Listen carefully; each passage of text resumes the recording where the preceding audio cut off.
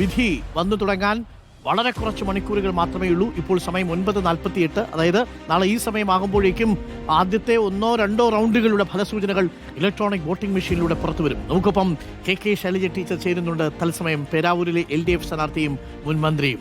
Shailaja teacher, നമസ്കാരം. നമസ്കാരം teacher. 96-ലെ പഴയ കൂത്തുപറമ്പ്, 2006 പേരാവൂര്, പിന്നെ വീണ്ടും പേരാവൂരിൽ 2011 മത്സരിച്ചു, പരാജയപ്പെട്ടു. പിന്നീട് വീണ്ടും കൂത്തുപറമ്പ്, അതിനുശേഷം മട്ടന്നൂര്. അപ്പം മൊത്തം 5 നിയമസഭാ തെരഞ്ഞെടുപ്പ് അല്ലേ? അപ്പോൾ ഇതേ ദിവസത്തിലൂടെ കടന്നു പോയിട്ടുണ്ടാവുമല്ലോ ഈ 5 തവണയും. അതെ തീർച്ചയായിട്ടും തീർച്ചയായിട്ടും എല്ലാ സ്ഥാനാർത്ഥികളും അങ്ങനെയാണല്ലോ. ശരിക്കും ടെൻഷനുണ്ടോ? ടെൻഷനൊന്നുമില്ല. കാരണം ആദ്യമായിട്ട് തെരഞ്ഞെടുപ്പിൽ മത്സരിക്കുന്നതല്ലോ. എന്നെ സംബന്ധിച്ച് ആദ്യത്തെ തെരഞ്ഞെടുപ്പിലും ടെൻഷൻ ഉണ്ടായിരുന്നില്ല. കാരണം അത് കൂത്തുപറമ്പ് എന്ന് പറയുന്നത് അവിടെ നോമിനേഷൻ കൊടുത്താൽ MLA ആയി എന്ന ആളുകൾ പറയുന്ന അത്രയും ഉറച്ച LDFന്റെ മണ്ഡലമായിരുന്നു അന്ന് കൂത്തുപറമ്പ് ഒന്നാമത്തെ തെരഞ്ഞെടുപ്പിൽ. രണ്ടാമത്തെ തെരഞ്ഞെടുപ്പിൽ സ്വാഭാവികമായിട്ടും പേരാവൂര് അത് പിടിച്ചെടുക്കേണ്ട ഒരു മണ്ഡലം എന്നുള്ള നിലയിൽ തന്നെയായിരുന്നു. പഴയ പേരാവൂര് ബൈഫർക്കേഷൻ വരുന്നതിന് മുമ്പുള്ള മണ്ഡലം, പുനർനിർണയം വരുന്നതിന് മുമ്പുള്ള പേരാവൂരും ഞങ്ങൾക്ക് വളരെ എളുപ്പമുള്ളൊരു മണ്ഡലമായിരുന്നില്ല.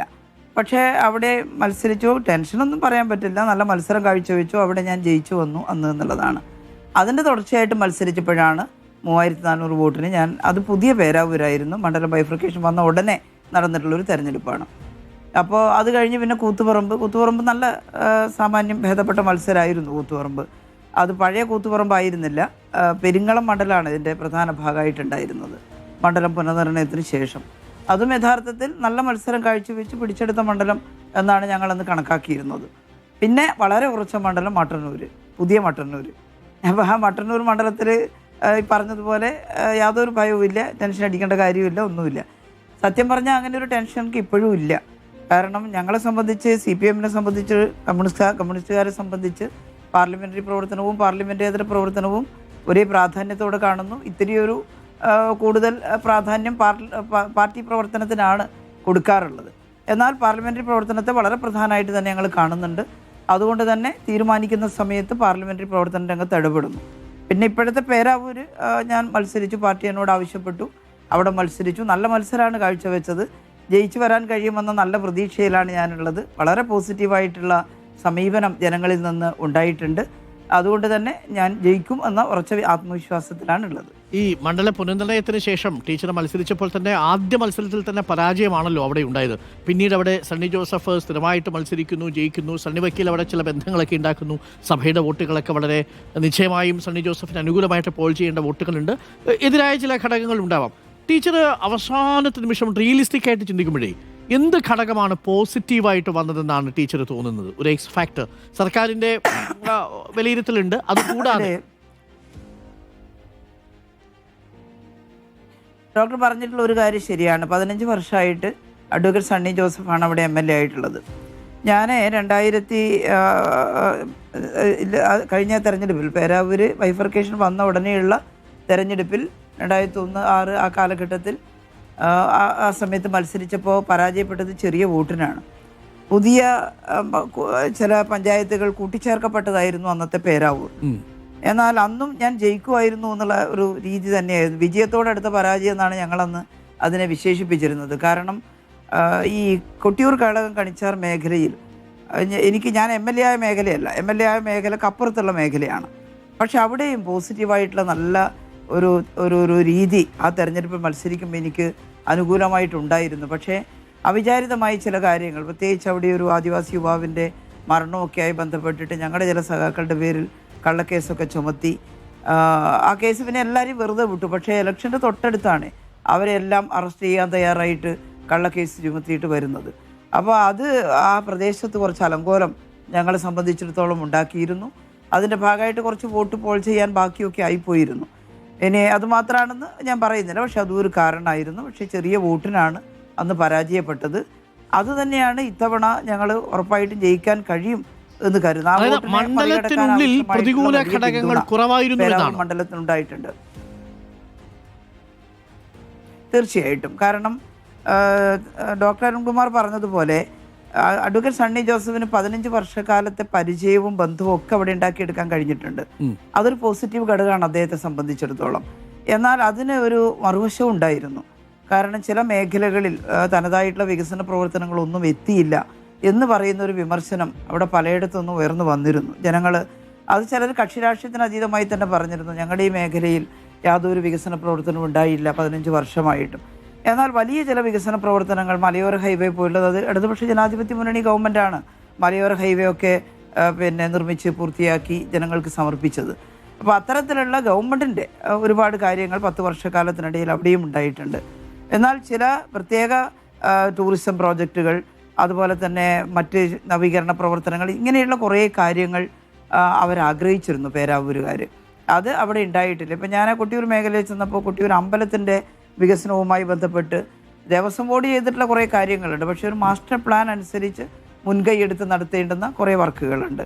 ടൂറിസം, ഞാൻ പണ്ട് MLA ആയിരുന്ന സമയത്ത് ഒരു മെഗാ ടൂറിസം പദ്ധതി വിഭാവനം ചെയ്തിരുന്നു. അതിനൊരു തുടക്കം കുറിക്കാനേ അന്ന് പറ്റിയിരുന്നുള്ളൂ. പക്ഷേ അതിനുശേഷം അതൊന്നും മുന്നോട്ട് പോയിട്ടില്ല എന്ന വിമർശനവും ജനങ്ങളിൽ നിന്നുണ്ടായിട്ടുണ്ട്. അത് എന്നെ സംബന്ധിച്ചിടത്തോളം അനുകൂലമായിട്ടുള്ള ഒരു ഘടകമായിട്ട് ഞാൻ കാണുന്നുണ്ട്. എന്നാൽ ഇതെല്ലാം ജനങ്ങൾ ഈ പറഞ്ഞ അഭിപ്രായം വോട്ടായിട്ട് രേഖപ്പെടുത്തിയാലേ എനിക്ക് ജയിക്കാൻ സാധിക്കുകയുള്ളൂ. അപ്പോൾ അത് എത്രത്തോളം രേഖപ്പെടുത്തിയിട്ടുണ്ട് അത് വോട്ടെണ്ണിയാൽ പറയാൻ ബുദ്ധിമുട്ടാവോ അവിടെയും? ഞാൻ ഉദ്ദേശിച്ചത് ക്രിസ്ത്യൻ മൈനോറിറ്റി വോട്ടുകൾ കൂടി വളരെ നിർണായകമാണല്ലോ പേരാവൂരിൽ. എനിക്കിപ്പോൾ അങ്ങനെ പറയാൻ സാധിക്കുന്നില്ല. കാരണം ക്രിസ്തീയ കുടുംബാംഗങ്ങളിൽപ്പെട്ട ഒരുപാട് ആളുകൾ, അവരൊരു പക്ഷേ എൻ്റെ പാർട്ടിക്കാരല്ലാത്തവർ പോലും അവർ പറഞ്ഞിട്ടുണ്ട്, എന്നോട് പറയേണ്ട കാര്യം അവർക്കില്ല. യഥാർത്ഥത്തിൽ അവർ പറഞ്ഞിട്ടുണ്ട്, ഇത്തവണ ഞങ്ങൾ കോൺഗ്രസ് ആണ്, പക്ഷേ ഇത്തവണ ടീച്ചറിന് വോട്ട് ചെയ്യും എന്ന് പറഞ്ഞിട്ടുണ്ട്. അതൊരു പക്ഷേ വ്യക്തിപരമായിട്ടുള്ള ബന്ധത്തിൻ്റെയൊക്കെ ഭാഗമായിട്ടാവാം, അല്ലെങ്കിൽ മറ്റെന്തെങ്കിലും കാരണങ്ങൾ കൊണ്ടാവാം, അങ്ങനെ പറഞ്ഞിട്ടുണ്ട്. എന്നാൽ 100% ആളുകൾ അങ്ങനെ പറയില്ലല്ലോ ഒരിക്കലും. അപ്പോൾ അങ്ങനെ പറഞ്ഞിട്ടുള്ള ആളുകൾ വികസനത്തിന് വേണ്ടി പറഞ്ഞിട്ടുണ്ട്. ചില മേഖലകളിൽ ഇവിടെ ഇന്ന വികസന പ്രവർത്തനങ്ങൾ ഞങ്ങൾ ആഗ്രഹിക്കുന്നുണ്ട്, ടീച്ചർ ജയിച്ചാൽ അത് കൊണ്ടുവരുമോ, ഞാൻ ശ്രമിക്കും എന്ന് അവരോട് പറഞ്ഞിട്ടുണ്ട്. അപ്പോൾ അതിൻ്റെ എല്ലാം ഭാഗമായിട്ട് കുറച്ച് വോട്ട് ആ രീതിയിൽ വന്നിട്ടുണ്ട്. സുധാകരന്റെ വിഷയങ്ങളൊക്കെ നിന്നല്ലോ, അവിടെ നിന്ന് കുറച്ച് വോട്ട് ടീച്ചറിന് കിട്ടിയിട്ടുണ്ടെന്ന് കേട്ടു, ശരിയാണ്? അതെ, അല്ല അതും എനിക്ക് വോട്ടെണ്ണി കഴിഞ്ഞാലല്ലേ പറയാൻ പറ്റുള്ളൂ. അങ്ങനെയുള്ള ചില വികാരങ്ങൾ ഉണ്ടായിട്ടുണ്ടെങ്കിൽ ഞങ്ങളോട് ഒരിക്കലും തുറന്ന് പറയില്ലല്ലോ. അവര് കോൺഗ്രസ്സുകാരല്ലേ, അവരൊന്നും കോൺഗ്രസ് പാർട്ടിയിൽ നിന്ന് രാജിവെച്ചിട്ട് ആരും അങ്ങനെ വന്നിട്ടില്ലല്ലോ. എന്നാൽ ചിലപ്പോൾ അവർക്ക് വലിയ സങ്കടം ഉണ്ടായിട്ടുള്ള ആളുകളൊക്കെ ഉണ്ടായിരുന്നു എന്ന് എനിക്കറിയാം. അവരത് എങ്ങനെയാണ് പ്രതികരിച്ചത് എന്നുള്ളത് ഈ ഇലക്ഷൻ കഴിഞ്ഞ് വോട്ടെണ്ണുമ്പോഴേ പറയാൻ സാധിക്കും. ഞാൻ പറയുന്നത് ഈ കൺസോൾട്ടേഷൻ, ക്രിസ്ത്യൻ മുസ്ലിം കൺസോൾട്ടേഷൻ ഉണ്ടാക്കാൻ ചിലർ പരിശ്രമിച്ചിരുന്നു. ചില കുബുദ്ധികൾ അങ്ങനെ ഒരു കൺസോൾട്ടേഷൻ ഉണ്ടാക്കാൻ പരിശ്രമിച്ചവിടെ അവിടെയും ഉണ്ടായിരുന്നു. പക്ഷേ അത് അത്രത്തോളം എൻ്റെ മണ്ഡലക്കാർ അതിന് കീഴടങ്ങി പോയി എന്ന് ഞാൻ വിശ്വസിക്കുന്നില്ല. വോട്ടെണ്ണി കഴിയുമ്പോൾ നമുക്കത് കൃത്യമായിട്ടും കാണാൻ സാധിക്കും. ഈ വടകരയിലെ ടീച്ചറെ ലോക്സഭാ സ്ഥാനാർത്ഥിയായിട്ട് മത്സരിക്കുമ്പോഴുള്ള ഒരു വെല്ലുവിളി പേരാവൂരുണ്ടായിരുന്നു. അങ്ങനെ എനിക്ക് തോന്നിയിട്ടില്ല. വടകരയും നമുക്ക് അവസാന നിമിഷമാണ് ഒരു പ്രത്യേക തരത്തിലുള്ള പ്രചരണവും നുണപ്രചരണവും എല്ലാം വലിയ തോതിൽ വന്നത്. യഥാർത്ഥത്തിൽ വടകര തുടക്കത്തിൽ നല്ല പോസിറ്റീവായിരുന്നു. എന്നാൽ പെട്ടെന്ന് തന്നെ ആ രീതി, സാധാരണ രാഷ്ട്രീയ പ്രചരണ പ്രവർത്തനങ്ങളുടെ രീതി മാറി കുടുംബ സദസ്സുകളിലൊക്കെ വളരെ മോശമായിട്ടുള്ള, തെറ്റായിട്ടുള്ള, തെറ്റിദ്ധരിപ്പിക്കുന്ന ഒട്ടേറെ പ്രചരണങ്ങൾ അന്ന് ഉണ്ടായിട്ടുണ്ട് എന്നുള്ളത് പിന്നീട് മനസ്സിലായിട്ടുണ്ട്. അത് കുറേയൊക്കെ വർക്കൗട്ട് ചെയ്തിട്ടുണ്ടാവാം. എന്നാൽ അതേ നാണയത്തിൽ ഇവിടെ അത് ഫലപ്രദമാവില്ല എന്ന് ഞാൻ വിശ്വസിക്കുന്നു. കാരണം ഇത് കുറേയും കൂടി എന്നെ പരിചയമുള്ള എൻ്റെ നാട്ടുകാരൊക്കെയാണ്. അത്തരം ഒരു പ്രചരണം, ഹീനമായ പ്രചരണം അങ്ങനെ നാട്ടുകാർ അത് സ്വീകരിക്കില്ല എന്നാണ് ഞാൻ കരുതുന്നത്. അതുകൊണ്ട് തന്നെ വടകര പോലെയല്ല. പിന്നെ വടകരയുടെ കാര്യത്തിൽ ഒന്നുകൂടി ഉണ്ടായിരുന്നു, അതൊരു ട്രെൻഡായിരുന്നു.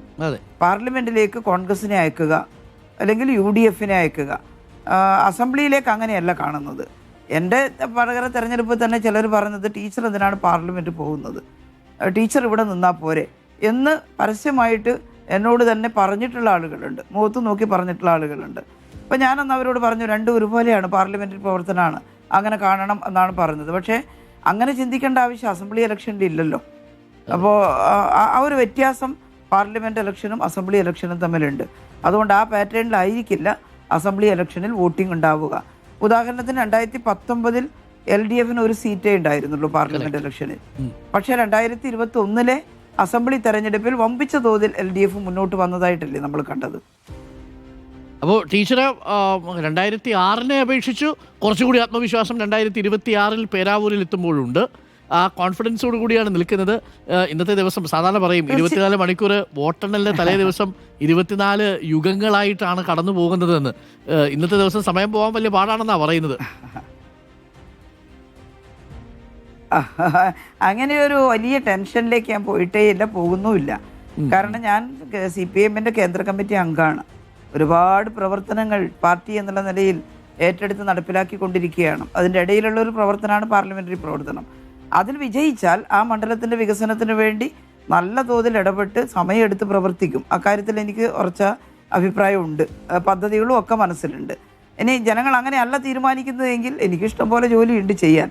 പക്ഷേ ഞാൻ ഉറപ്പായിട്ടും വിശ്വസിക്കുന്നത് ഞാൻ പേരാവൂർ മണ്ഡലത്തിൽ വിജയിക്കും, ജനങ്ങൾ എന്നെ വിജയിപ്പിക്കും എന്ന് തന്നെയാണ്. ഈ കോൺഗ്രസിൻ്റെ ഇടയിലെ മുഖ്യമന്ത്രി ആവാൻ വേണ്ടിയിട്ട് ഒരുപാട് പോസ്റ്ററുകളും സോഷ്യൽ മീഡിയ ക്യാമ്പയിനുകളും ഒക്കെ ഉണ്ട്.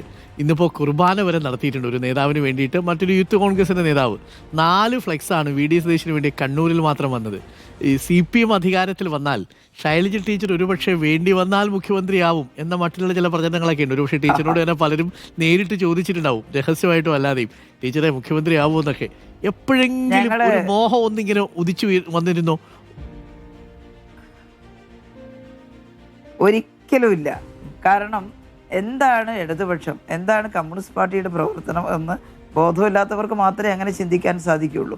ഞങ്ങളാരും അങ്ങനെ ഏതെങ്കിലും ഒരു സാധനം സ്വപ്നം കണ്ട് അതിൻ്റെ പിന്നാലെ പോയി ആൾക്കൂട്ടമുണ്ടാക്കി വാർത്തകൾ ഉണ്ടാക്കി അങ്ങനെ നിൽക്കാറേ ഇല്ല.